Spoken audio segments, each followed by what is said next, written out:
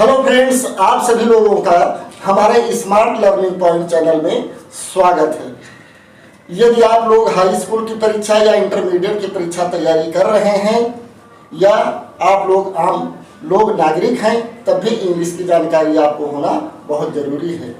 देखिए, ट्रांसलेशन करना एक महत्वपूर्ण कार्य है। इसके बगैर ना तो अच्छी तरीके से आप इंग्लिश बोल सकते हैं और ना अच्छी तरीके से इंग्लिश लिख सकते हैं।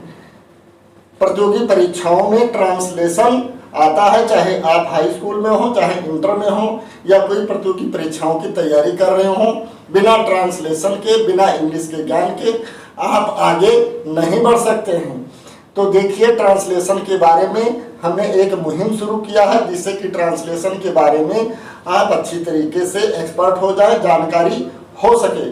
तो देखिए, ज़्यादा बात ना करके अब हम अपने मुद्दे पर आते हैं। यदि आप लोग इसमें से कोई नए हो तो हमारे स्मार्ट लर्निंग पॉइंट चैनल को सब्सक्राइब कर लें, जिससे कि नए नए वीडियोज आपको प्राप्त होते रहें। आइए हम देखते हैं। बिना साहस के मनुष्य का जीवन मिट्टी के ढेले के समान या निर्जीव मूर्ति के समान होता है। यानी बिना करेज यानी साहस के ये जो मनुष्य का जीवन है, इसका कोई मतलब नहीं होता है। यहाँ इस ट्रांसलेशन में करेज के ऊपर फोकस किया गया है।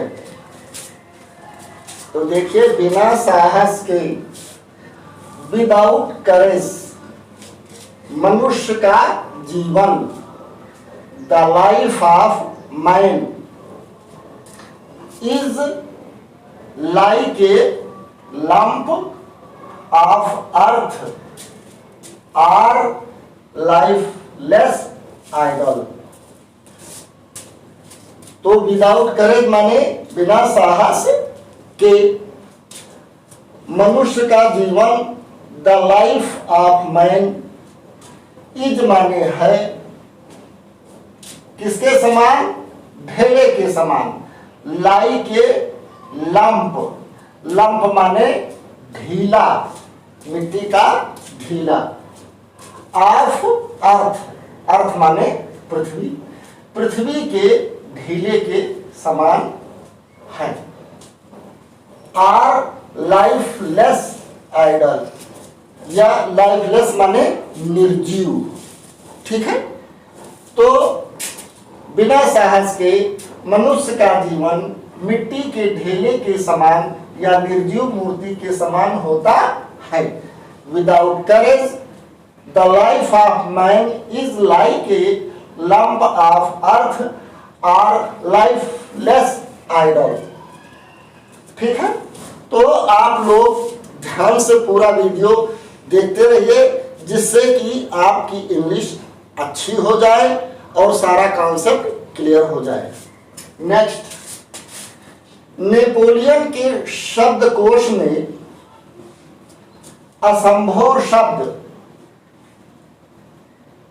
था ही नहीं। नेपोलियन बोनापार्ट जो थे वो फ्रांस देश के एक नेता थे और योद्धा थे। उनका मानना था कि असंभव शब्द कोई चीज होता ही नहीं है। ठीक है।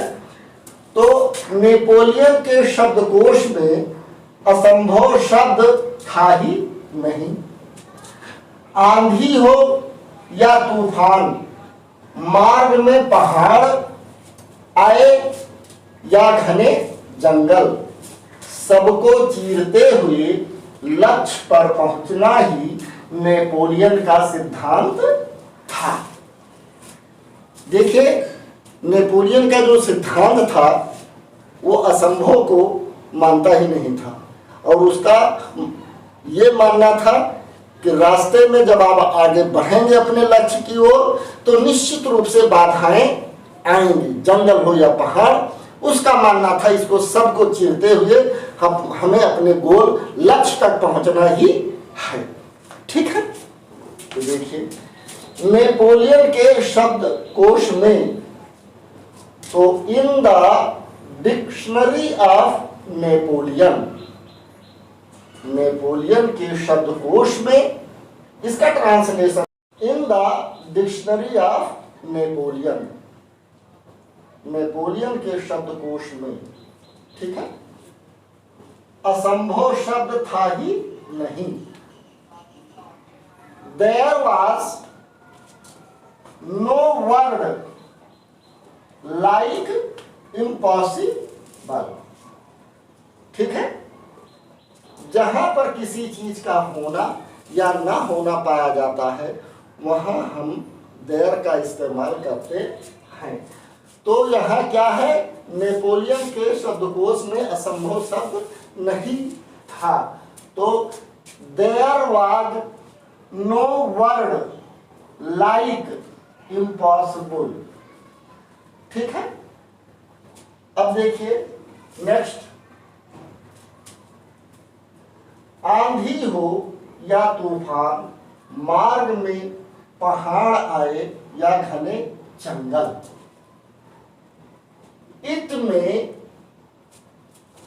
बी डस्ट स्टॉर्म और स्टॉर्म, देयर में बी माउंटेन्स और dense forests on the way, making his way through all of them, ठीक है। It was the principle of Napoleon to reach the goal, goal माने लक्ष्य, ठीक है।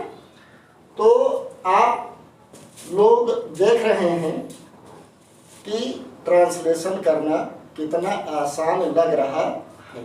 इंग्लिश कोई बहुत कठिन भाषा नहीं है, लेकिन वह आपके लिए कठिन जब तक है जब तक आप उसमें इंटरेस्ट और रुचि नहीं लेते हैं, ठीक है। तो अपने इंटरेस्ट को बढ़ाइए, रुचि को बढ़ाइए और इंग्लिश फर्राटेदार बोलिए, फर्राटेदार लिखिए। अब देखिए, इसी कारण नेपोलियन विश्व की महान विभूति बना। ऑन अकाउंट ऑफ दिस, इसी कारण का अर्थ होता है इंग्लिश में ऑन अकाउंट ऑफ दिस, इस कारण या इसी कारण ने नेपोलियन की महान विभूति बना। नेपोलियन बिकेम यानी हुआ the great personality of the world, ठीक है। ऑफ द वर्ल्ड माने विश्व की। आपको जो काम करना है उसको अवश्य कीजिए। यदि आप दृढ़ प्रतिज्ञ हैं तो विश्व की कोई शक्ति आपका मार्ग नहीं रोक सकती। देखिए, इस चैप्टर में एक तरह से मोटिवेशनल भी है, मोटिवेशन भी है, ठीक है। कभी आदमी को डिस्करेज नहीं होना चाहिए। यदि आप करेजफुल हैं, करेजियस हैं, तो निश्चित रूप से आप अपने लक्ष्य पर पहुंचेंगे ही पहुंचेंगे ही। तो आइए पॉइंट पर, यानी आपको जो काम करना है, you must do the work, you must do the work in your hand, तो अपने हाथ में या अपने लाइफ में। If you are firm determined, यदि आप दृढ़ प्रतिज्ञ हैं, no power of the world, विश्व की कोई भी शक्ति, कैन ऑब्स्ट्रक्ट योर वे, आपके रास्ते में वो रोड़ा नहीं बन सकती है, ठीक है। तो आप लोग ने देखा कि आज जो ट्रांसलेशन था वो करेज यानी साहस के ऊपर था। अब देखिए, आप वर्ड मीनिंग की तरह अगर आप देखें, ठीक है, तो आपने देखा लंप, लंप माने ढीला, या ढेर करना। ये लंप जो है ये वर्ब भी है और नाउन भी है। तो लंप माने कोई चीज इकट्ठा करना, एकत्रित करना, ढेर करना, ढेर लगाना, तो ये हुआ वर्ब।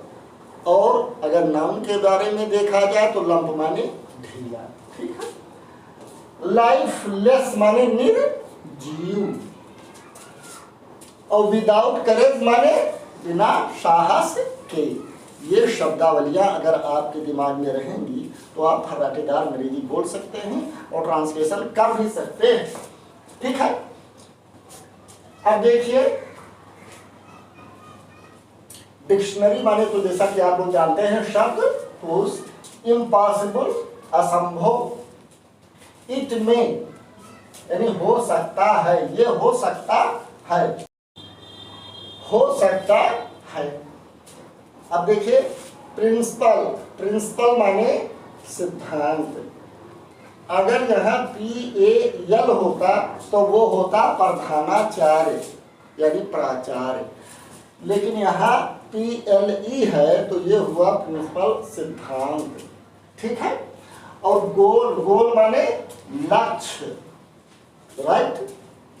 नेक्स्ट देखिए, ऑन अकाउंट ऑफ माने होता है के कारण, तो इस कारण या इसके कारण, तो दिस लग गया, ऑन अकाउंट ऑफ दिस। ठीक है। ग्रेट माने महान, और पर्सनालिटी माने होता है व्यक्तित्व। पर्सन माने व्यक्ति और पर्सनालिटी माने व्यक्तित्व, और वर्ल्ड माने विश्व या संसार, और डिटरमाइंड माने दृढ़ प्रतिज्ञ। फर्म डिटरमाइंड है, दृढ़ प्रतिज्ञ। तो ये आज आपका ट्रांसलेशन का चैप्टर पूरा हुआ। यदि आप लोगों ने इसको ध्यान से देखा होगा, समझा होगा, तो निश्चित रूप से आपके इंग्लिश की जानकारी में बढ़ोतरी होगी। तो यदि आप लोग नए हैं तो सब्सक्राइब कर लें, जिससे कि नए नए वीडियोज आपको प्राप्त होते रहें। ये वीडियो यदि आपको अच्छा लगा हो तो लाइक करना और शेयर करना ना भूलें। Thank you for watching this video.